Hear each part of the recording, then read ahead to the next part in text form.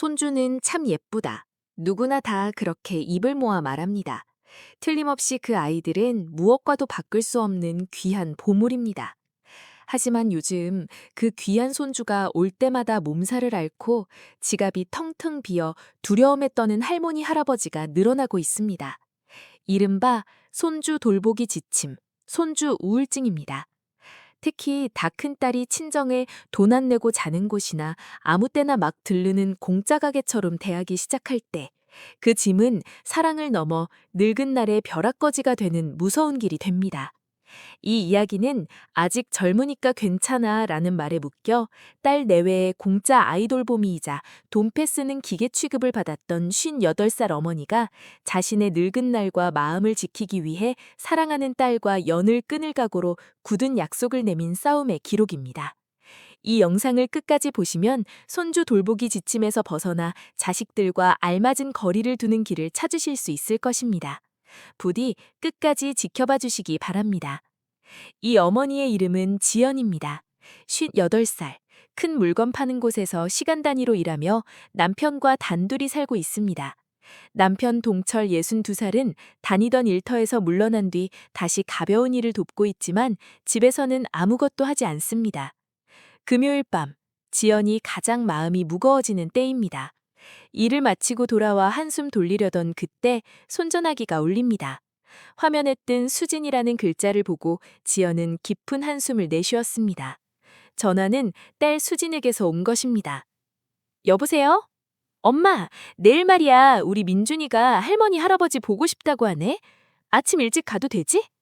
수진의 목소리는 밝고 나쁜 마음은 티끌만큼도 묻어나지 않습니다. 하지만 지연에게는 무서운 비바람이 몰아친다는 뜻과 같습니다. 또 오는 거니? 지난주에도 왔잖아. 엄마가 며칠 내내 일해서 몸이 참 무거운데. 에이, 엄마 아직 58밖에 안 됐잖아. 젊으니까 괜찮아. 그리고 민준이가 할머니가 해주는 고기 반찬 먹고 싶다고 했어. 이 예쁜 손주가 부탁하는데 안 들어줄 거야? 손주를 앞세우면 거절할 수가 없습니다. 알았어. 그럼 해가 높이 뜰 때쯤 오렴. 신난다. 그럼 아침 10시에 갈게. 아, 낮밥은 얇게 썬 생선을 얹은 밥이 좋겠다. 잘 부탁해. 전화는 뚝 끊겼습니다. 10시는 해가 높이 뜰 때가 아닙니다. 그리고 너무도 마땅하다는 듯이 바라는 비싼 밥. 참으로 밥값은 지연의 몫입니다. 지연은 무거운 몸을 이끌고 먹거리를 사러 나섰습니다. 두 사람만 있다면 쉬는 날은 가벼운 국수로 끝날 텐데 말입니다. 장바구니에는 손주가 좋아하는 비싼 과일 단물, 단 과자, 딸이 좋아하는 값비싼 과일, 그리고 식구 수대로 먹을 생선 얹은 밥이 가득 쌓입니다. 밥값은 10만 원. 지연이 힘들게 일해번 돈이 눈 깜짝할 사이에 사라집니다. 다음 날 아침 10시. 띠릉 하고 문방울 소리가 울리고 문이 열림과 동시에 꼬마 도깨비가 뛰어들어옵니다. 4살 민준이가 흙 묻은 신발을 신은 채 방 안으로 쑥 들어옵니다. 이 녀석 민준아, 신발 가지런히 벗어야지. 엄마 안녕? 아, 힘들어. 나 푹신한 의자에 좀 누울게. 딸 수지는 인사도 대충 하고 마루에서 가장 좋은 자리를 차지한 채 손전화기만 만지작거리기 시작했습니다. 수진아, 오늘 네 서방은 일하러 갔다고 치고 애 혼자 보느라 힘든 애미 대신 네가 민준이랑 좀 놀아줘라. 그때부터 지옥입니다. 할머니, 싸움놀이 하자. 할머니, 나 과일 단물 엎질렀어. 지연은 58살이기도 하지만 허리아리를 하고 있습니다. 15kg 가까운 손주를 안고 바닥을 닦고 어질러진 장난감을 치웁니다. 그 사이 딸 수지는 아, 친정은 참 편해 라며 하품을 하고 있습니다. 남편 동철을 보자면 오, 민준이 왔느냐? 씩씩하네 라며 머리를 쓰다듬을 뿐입니다. 5분쯤 놀아주더니 할아버지는 움직이는 그림 상자 볼 거다 라며 자기 방으로 쏙 숨어버립니다. 끝내 모든 짐은 지연 혼자 짊어지게 됩니다. 낮밥을 먹을 때도 딸과 손주가 비싼 생선살만 쏙쏙 골라 먹고 지연에게는 오이 만든 싼 밥덩어리만 남았습니다. 그래도 딸은 잘 먹었어. 참 맛있다. 저녁은 고기 반찬 해줘. 라며 다음 밥을 바라고 듭니다. 수진아, 밥값 좀 보태주면 안 되겠니? 엄마 아버지도 나이 들어 쓸 돈을 모아야 할 때인데. 지연이 용기를 내어 말하자 수진은 놀란 얼굴을 했습니다. 엥? 엄마 참 째째하게 굴지 마. 아버지 일터에서 목돈 받았잖아? 우리는 집값 갚느라 주머니가 텅텅 비었는데 부모가 돕는 건 마땅한 거 아니야? 손주한테 돈 쓰는 게 사는 즐거움이잖아. 나쁜 마음 없이 툭 내뱉는 말. 부모가 돈을 내는 것은 마땅하다는 그 말에 지연의 마음속에서 무언가가 와장창 깨지는 소리가 났습니다. 돈은 늙은 날의 목숨줄입니다. 그것을 흐르는 물처럼 우습게 여기고 있는 것입니다. 게다가 집으로 돌아갈 때 문간에서 손주가 떼를 쓰기 시작했습니다. 집에 안 가. 더 놀 거야. 어머, 민준이 뿔이 났네. 엄마, 애기 용돈 좀 줘. 장난감 뽑기 하고 싶다고 했거든. 용돈이라고? 얼른 10,000원만 주면 돼. 우와, 민준이 할머니한테 용돈도 받고 참 좋겠네. 지연은 손주의 반짝이는 눈을 저버리지 못하고 떨리는 손으로 10,000원짜리 한 장을 건넸습니다. 고맙습니다. 또 올게요. 폭풍처럼 휩쓸고 간 딸과 손주. 남겨진 것은 흙투성이 문간, 어질러진 밥상, 그리고 텅 빈 지갑과 쇳덩이처럼 무거운 몸뿐이었습니다. 지연은 그 자리에 털썩 주저앉았습니다. 나는 도대체 무엇일까? 딸을 위한 지갑, 손주를 위한 밥 짓는 사람인가? 그때 남편 동철이 마루로 나오며 말했습니다. 아이고, 이제야 좀 조용하네. 여보, 저녁밥 아직 안 됐어? 그 말을 듣는 순간 지연의 눈에서 눈물이 주르륵 흘러내렸습니다. 당신이 직접 차려 먹어. 난 이제 더는 못해. 지연의 찢어지는 울부짖음은 남편에게 닿지 않았습니다. 집안에 내 편은 하나도 없다. 남편은 모르는 척만 한다. 이대로 가다가는 나이 들어 쉴 때가 오기도 전에 내가 모은 돈도 몸의 힘도 다 갉아먹히고 말 것이다. 그날 밤 지연은 펄펄 끓는 열병이 나서 자리에 알아누웠습니다. 쉴 틈 없이 몸을 혹사한 탓이었습니다. 하지만 얄궂게도 이 불덩이 적힌 열은 딸의 진짜 모습을 똑똑히 보여주는 일로 이어지게 됩니다. 다음 날 아침 지연은 38도의 높은 열로 일어날 수조차 없었습니다. 뼈마디가 쑤시고 머리가 깨질 듯이 아팠습니다.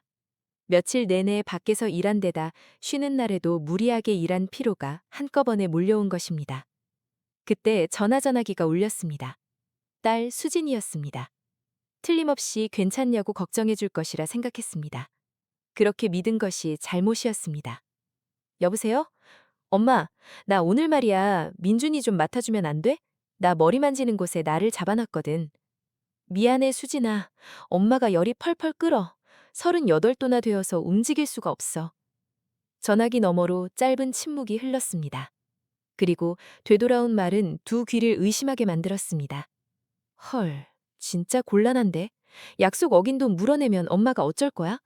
대충 엄마가 마음을 굳게 안 먹어서 아픈 거 아냐? 민준이 데려갈 테니까 낮밥만 차려놔줘. 나 머리 다듬고 바로 데리러 갈게. 잠깐만, 안 돼. 앓는 병 옮기면 큰일 나잖아. 밥 같은 거 지을 힘도 없어. 그럼 밖에서 시켜 먹어. 생선 얹은 밥 시키면 되잖아. 아버지 집에 있지? 아버지 보고 애 보라고 하면 되잖아. 그럼 데려간다. 전화는 매몰차게 끊겼습니다. 지연은 말문이 막혔습니다. 괜찮냐는 말 한마디조차 없었습니다. 걱정하기는커녕 자기 일이 틀어졌다고 짜증을 내며 알아놓은 어머니에게 손주 돌보기와 비싼 밥값을 억지로 떠넘기려 하고 있습니다. 아, 이 아이에게 나는 부모가 아니구나. 쓰기 참 편한 도구일 뿐이구나.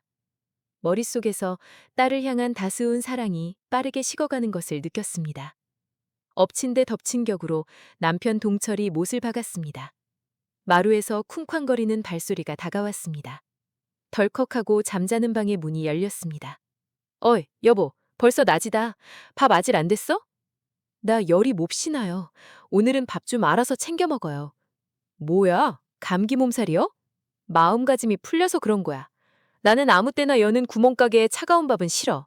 수진이네 온다고 했지? 밖에서 밥 시킬 거면 내 목도 넉넉히 시키라고 해. 그런 말만 남기고는 문을 쾅 닫아버렸습니다. 물 한 모금 떠다 주는 것도 아니고 먹을 약은 있냐고 묻는 것도 아닙니다. 그저 제 배고픈 것만 채우려는 늙은 남편. 띠릉! 문방울 소리가 울렸습니다. 수진이 꼬마를 홀짝 두고 간 모양입니다. 할머니! 어이, 지연이! 수진이 왔다! 나가봐라! 지연은 이불 속에서 두 귀를 꽉 틀어막았습니다. 눈물이 멈추지 않았습니다. 슬퍼서가 아닙니다. 너무도 억울해서입니다. 이런 몹쓸 사람들을 한 식구라고 굳게 믿고 온 마음을 다해 몸을 바쳐온 스스로가 너무나 가엾고 한심했습니다. 그날 지연은 절대로 방 밖으로 나가지 않았습니다. 마루 밑에서 무슨 난리가 나든 내 알 바 아닙니다. 그리고 펄펄 끓는 열에 시달리며 굳게 마음먹었습니다. 이제 그만둘 거다. 좋은 어머니 노릇도 좋은 할머니 노릇도 오늘로 깡그리 끝이다.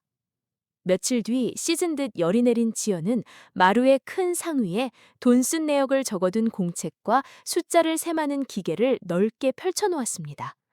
먼저 싸울 상대를 제대로 아는 것부터 시작해야지. 지연은 지난 1년 동안 딸과 손주에게 쓴 돈을 밑바닥까지 샅샅이 셈하기 시작했습니다. 쉬는 날의 밥값, 생선 얹은 밥, 고기구이, 비싼 과일, 손주의 장난감, 옷, 용돈, 놀러 갈 때 쓴 돈, 나들이 선물값, 딸이 조르고 졸라 사준 집안 물건들. 숫자를 두드리는 손가락이 바들바들 떨렸습니다. 뽑아낸 돈의 총합은 놀랍게도 1년에 800만 원. 800만 원? 내가 밖에서 힘들게 일해 번 돈이 흔적도 없이 다 날아간 거였어. 지연이 밖에서 벌어 손에 쥐는 돈은 한 달에 80만 원 남짓입니다. 다시 말해 지연은 나 자신을 위해서는 돈을 한 푼도 쓰지 않고 오직 딸과 손주의 즐거움을 위해서만 뼈 빠지게 일해왔다는 뜻이 됩니다. 만약 이 돈을 차곡차곡 모아두었다면 나이 들어 겪을 두려움은 훨씬 줄어들었을 것입니다. 거기에 더해 지연은 또 다른 빳빳한 종이 한 장을 꺼냈습니다. 거기에는 다른 집에 아이 돌보미를 부를 때 드는 돈을 낱낱이 적어 넣었습니다. 쉬는 날 아이를 봐주는 품삯은 1시간에 2만 원에서 3만 원. 일주일마다 쉬는 날 아침부터 밤까지 아이를 도맡아 보았던 땀방울을 돈으로 바꾸어 보니 한 달에 100만 원이 훨씬 넘습니다. 나는 돈 한 푼 못 받는 공짜 종처럼 불임을 당하면서 오히려 내 돈까지 바치고 있었던 거네? 숫자로 똑똑히 드러난 끔찍한 실태를 보고 나자 지연을 마음속에 있던 자그마한 망설임마저 눈 녹듯 싹 사라졌습니다. 이것은 부모 자식 사이의 아름다운 서로 돕기가 아닙니다. 한쪽만 끝없이 뜯어먹히는 일입니다. 그리고 이어진 쉬는 날 또 딸 수진에게서 전화가 걸려왔습니다.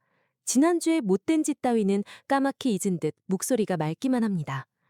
엄마 다 나았어? 다행이다. 그럼 내일 또 민준이 데리고 갈게. 이번 주는 장어구이가 먹고 싶어. 그래, 좋다. 다음 날 아침 늘 그렇듯 수진과 꼬마 민준이 찾아왔습니다. 엄마, 장어구이 아직 멀었어? 푹신한 의자에 벌러덩 눕는 수진, 가만히 앉아 그림 상자만 보는 남편 동철. 지연은 장어구이를 내오는 대신 빳빳한 종이 한 장을 밥상 위에 찰싹하고 소리나게 내려쳤습니다. 어? 이게 뭐야? 수진이 종이를 쥐어들었습니다. 거기에는 앞으로 친정집에 올 때 반드시 지켜야 할 약속이라고 뚜렷하게 적혀 있었습니다. 약속 종이? 엄마 이게 대체 무슨 짓이야? 잘 읽어봐. 지연은 두 발로 꼿꼿이 서서 딸을 싸늘하게 내려다보았습니다. 종이에는 이렇게 적혀 있었습니다. 1. 친정집에서 먹는 밥값은 그 돈을 모두 미리 낸다. 2. 손주 맡기기는 한 달에 딱 한 번만 한다. 머무는 때는 3시간 안으로 둔다. 3. 지난 1년 동안 내가 대신 내준 밥값과 물건값 800만 원 가운데 절반을 당장 갚을 것. 이게 무슨 소리야? 800만 원이 뭔데? 너희가 주마다 와서 먹어치운 밥값과 놀며 쓴 돈이다. 이것도 아주 싸게 쳐준 거야. 내 말이 싫으면 당장 나가고 다신 이 집에 오지 마라. 그런 게 어딨어. 부모 자식 사이잖아. 할머니잖아. 피도 눈물도 없이 너무 차가운 거 아니야? 수지는 아버지 동철에게 살려달라며 매달렸습니다. 아버지, 뭐라고 말씀 좀 해보세요. 엄마 머리가 어떻게 된 거 아니에요? 동철은 어쩔 줄 몰라 허둥지둥했습니다. 어이, 지연이, 좀 너무 지나친 거 아니요? 이러다 귀한 손주가 아주 발길을 끊겠소. 어머, 동철씨, 당신 손주가 참 예쁘다면서요? 그럼 당신이 다 돈 내요. 당신이 돈 다 내주고 신나게 놀아주면 되잖아요. 나는 이제 할머니 노릇 뒤로 물러날 테니까요. 아니, 나는... 동철은 입을 꾹 다물어 버렸습니다. 돈도 낼 마음이 없고 힘도 보탤 마음이 없다는 속내가 훤히 들여다 보였습니다. 지연은 마지막으로 고요하고도 단호하게 못 박았습니다. 이 약속을 삼키지 못하겠다면 오늘부터 친정집 문은 굳게 닫는다. 나는 늙어서 쓸 돈과 내 하나뿐인 몸뚱이를 지킬 거다. 너희들을 위해 내 피와 살을 바치지 않겠어. 마루에는 턱 막히는 무거운 정적이 흘렀습니다. 부려먹기 참 좋은 공짜 돌봄이라고만 얕잡아 보았던 어머니의 갑작스러운 반기. 한없이 응성만 부리며 썩어빠진 딸과 아무 짐도 지려하지 않는 남편은 태어나 처음으로 매서운 현실을 마주하게 된 것입니다. 약속 종이를 들이밀어댄 수지는 얼굴을 시뻘겋게 붉히며 화를 버럭 냈습니다. 믿을 수가 없어. 엄마 진짜 뿔난 도깨비야. 손주 못 보고 살아도 상관없어? 다신 안 올 거니까 알아서 해. 수지는 꼬마 민준의 손을 획 잡아 끌며 집에 가자 하고 소리쳤습니다. 동철이 허둥거리며 말리려 들었습니다. 어이, 잠깐 기다려 수진아. 지연이, 당신도 고개 숙이고 사과해라. 손주가 참 불쌍하지도 않소? 내가 굽히고 잘못을 빌 까닭이 도대체 어디 있어? 나는 지금부터 동무들과 밖에서 밥을 먹으러 나갈 거다. 당신들은 당신들 마음대로 해. 다만 찬장과 얼음 창고와는 텅텅 비어 있으니까 알아서 굶든지 먹든지 하고. 지연은 손가방을 챙겨들더니 어안이 벙벙해 굳어버린 두 사람을 남겨둔 채 뒤도 안 돌아보고 쌩하니 집을 나섰습니다. 이것이 지연이 일으킨 위대한 집안일 안 하기 싸움의 첫걸음이었습니다. 집을 훌쩍 나선 지연은 기차역 앞 작은 찻집에서 혼자 따뜻한 쓴 차를 마시고 있었습니다. 늘 같았다면 지금쯤 말 안 듣는 손주를 뒤쫓아다니며 숨 가쁘게 낮밥을 짓느라 넋이 쏙 빠져 있을 때입니다. 참 고요하고 좋구나. 따뜻한 마실거리 한 잔에 4,000원. 단돈 4,000원만으로 이렇게 마음 넉넉하고 꽉 찬 때를 누릴 수 있다니. 지연은 손전화기를 꺼버리고 느긋하고 즐겁게 글책을 읽어내려갔습니다. 한편 남겨진 집에서는 불지옥이 벌어지고 있었습니다. 수지는 억지를 부리며 집으로 가려 했지만 꼬마 민준이 배가 고프다고 바닥에 구르며 우는 바람에 끝내 다시 주저앉고 말았습니다. 하지만 지어주는 어머니가 없으니 밥이 뚝딱 나올 리 없습니다. 아버지, 씹을 거 뭐 없어요? 내가 어찌 안단 말이냐. 얼음 창고나 뒤져봐라. 얼음 창고는 참으로 텅텅 비어 먹을 찌끄러기 하나 없었습니다. 어쩔 수 없이 밖에서 밥을 불러 먹으려 했지만 수지는 나 땡전 한 푼 없어 하며 배째라식으로 나옵니다. 끝내 동철이 투덜투덜 입을 내밀며 제 숨겨둔 쌈짓돈을 꺼내 값비싼 서양 둥근빵 값을 치러야만 했습니다. 게다가 밥을 먹은 뒤 꼬마를 놀아주는 몫도 모두 동철 혼자 떠안아야 했습니다. 허리가 고장난 62살 늙은 동철에게 4살짜리 사내아이의 뻗치는 힘은 견뎌낼 수 없는 높은 벽이었습니다. 야, 네가 애 좀 봐라. 나도 지금 피곤해 죽겠단 말이에요. 날이 어둑어둑해져서야 지연이 집으로 돌아왔을 때 수진 모자는 진작에 달아나 버렸고 동철은 푹신한 의자에 죽은 듯 널브러져 있었습니다. 마루는 발디딜 틈 없이 엉망진창이었지만 지연은 눈길조차 주지 않은 채 자기 방으로 곧장 들어갔습니다. 어지른 거 치우는 것도 당신이 알아서 해요. 나는 티끌 하나 손 안 댈 테니까. 그로부터 딱 한 달 동안 딸과 손주는 집의 발길을 뚝 끊었습니다. 지연은 속으로 찔림이나 미안함을 느끼지는커녕 나날이 잃었던 몸의 힘을 되찾고 일에서 번 돈이 깎이지 않고 고스란히 쌓여있는 통장을 보며 절로 한바구음을 지었습니다. 암만 역시 예전 그 꼴이 끔찍하게 미친 짓이었어. 그러던 어느 날 딸 수진에게서 짧은 띠링 글얼이 왔습니다. 엄마 몸은 잘 지내? 다음 주에 민준이가 엄마 아빠 보고 싶다고 하네? 앞서 같았다면 나 갈 거니까 밥 해놔 하고 당당하게 못 박는 투였겠지만 이번에는 눈치를 살살 살피며 여쭙고 있었습니다. 지연은 차분하게 답글을 보냈습니다. 지켜야 할 굳은 약속은 잘 알고 있겠지? 낮밥은 네 돈으로 네가 싸올 것.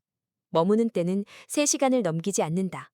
약속한 날 쭈뼛쭈뼛 찾아온 딸의 두 손에는 큰 가게에서 갓 사온 밥 도시락이 들려 있었습니다. 이거 낮밥 샀어.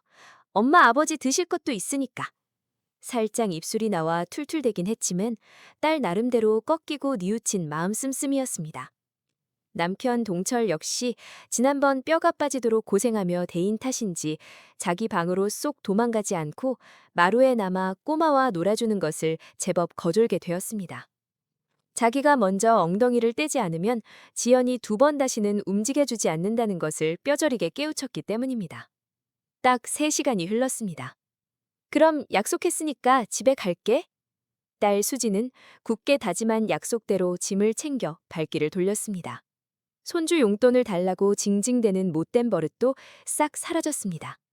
지연이 이 약속을 하나라도 어기면 그 즉시 발길을 영영 끊게 만들겠다고 으름장을 단단히 놓아두었기 때문입니다. 문간을 닫은 뒤 지연은 참으로 깊고 시원한 숨을 내쉬었습니다. 몸은 지치지 않고 가뿐합니다. 지갑도 얇아지지 않았습니다. 그리고 무엇보다 우리 손주가 요리조리 뛰는 게 참 예쁘구나 하고 마음 깊은 곳에서 우러나와 웃을 수 있는 너그러움이 싹 터 있었습니다. 그래, 이거면 된 거야. 이게 바로 서로를 아껴주는 아주 올바른 거리인 거야. 요즘 지연 어머니의 쉬는 날은 가득 차고 보람찹니다. 손주가 집에 오는 것은 한 달에 딱 한 번뿐입니다. 그 밖에 쉬는 날에는 늙은 남편과 떨어져 지내며 친한 동무들과 만난 밥을 먹으러 쏘다니거나 꼼지락꼼지락 즐거운 솜씨놀이를 배우는 모임에 다니고 있습니다. 남편 동철 역시 이대로 가다간 아내에게 헌신짝처럼 버림받을지 모른다는 무서움을 느꼈는지 밥솥을 열거나 청소를 하는 등 조금씩 제 몸 하나는 스스로 챙기고 치우는 버릇을 들이기 시작했습니다. 지연은 마음속으로 가만히 되뇌입니다. 그날 뿔난 도깨비라는 험한 소리를 들을 각오로 굳게 맞서길 참으로 잘했다. 만약 그날 한 번 더 꾹 참고 바보처럼 넘어갔더라면 지금쯤 모아둔 돈을 다 까먹어버리고 몸은 몸대로 부서지고 망가지며 날마다 딸을 원망하고 헐뜯으며 어둡고 슬픈 늙은 날을 맞이하고 있었을 것입니다. 두 번 다시 안 볼 각오로 떨쳐 일어선 커다란 용기가 끝내 온 식구가 제 몫을 다하며 홀로 서게 만들고 늙은 부부의 집안이 쿵 하고 무너지는 것을 막아낸 셈입니다. 이번 지연 어머니의 싸움 이야기 여러분은 어떠셨는지요? 지연 어머니가 끝끝내 부서지지 않고 지켜낸 것은 한낱 빳빳한 돈 지폐 몇 장이 아닙니다. 헌신하는 할머니라는 무거운 울타리 밑에 깔려 죽어 쓰러질 뻔했던 스스로의 맑고 하나뿐인 삶입니다. 세상 사람들 입에선 늘 내 피부치 손주는 눈에 넣어도 안 아프게 예쁘지 않냐는 말이 오르내립니다. 하지만 그 말에 꽁꽁 묶여 내 몸에 빨을 갉아먹어가며 무리할 까닭은 하나도 없습니다. 할아버지 할머니에게도 스스로의 밥벌이가 있고 편히 쉴 틈이 있고 지켜나가야 할 늙고 약한 날들이 있습니다. 내 자식들에게 힘을 보태주는 것은 내 마음의 너그러움과 지갑의 여유가 남을 때만으로도 참으로 마땅합니다. 다 큰 자식 내외의 지나친 바람을 향해 그건 안 돼라고 매몰차게 맺고 끊는 것은 결코 차갑고 못된 짓이 아니라 부모와 자식 서로가 길고 따뜻하게 웃으며 얽혀 지내기 위해 꼭 필요한 참된 사랑의 굳은 선긋기입니다. 여러분은 이 이야기를 듣고 마음속에 무엇이 맴돌았는지요? 지연 어머니의 굳센 싸움에 꽉 막힌 속이 뻥 하고 뚫리셨나요? 나도 우리 손주 보느라 골병이 닫은다며 남일 같지 않아 눈시울을 붉히셨나요? 아니면 거꾸로 늙은 부모에게 짐을 떠안겼던 자식된 몸으로서 뜨거운 부끄러움을 느끼셨나요? 어떤 짤막한 말씀이든 다 좋습니다. 부디 여러분이 지금 느끼신 날것의 마음이나 다 큰 자식 내외와 부대끼며 겪는 남모를 어려움을 아래 글 남기는 곳에 훌훌 털어놓아 주십시오. 여러분이 남긴 따스한 넋두리 한마디가 똑같은 아픔을 껴안고 밤잠을 설치는 누군가의 꽁꽁 언 마음을 포근하게 녹이는 작은 불씨가 될지도 모릅니다. 저희가 나누는 이 이야기터가 조금이라도 마음에 닿으셨다면 이야기 계속 듣기와 참 좋아요를 꾹 눌러주시면 더없이 큰 보람과 힘이 되겠습니다. 다음번에도 여러분의 지친 마음에 가만히 귀 기울이는 살가운 이야기로 다시 찾아오겠습니다. 긴 이야기 끝까지 들어주셔서 참으로 고맙습니다.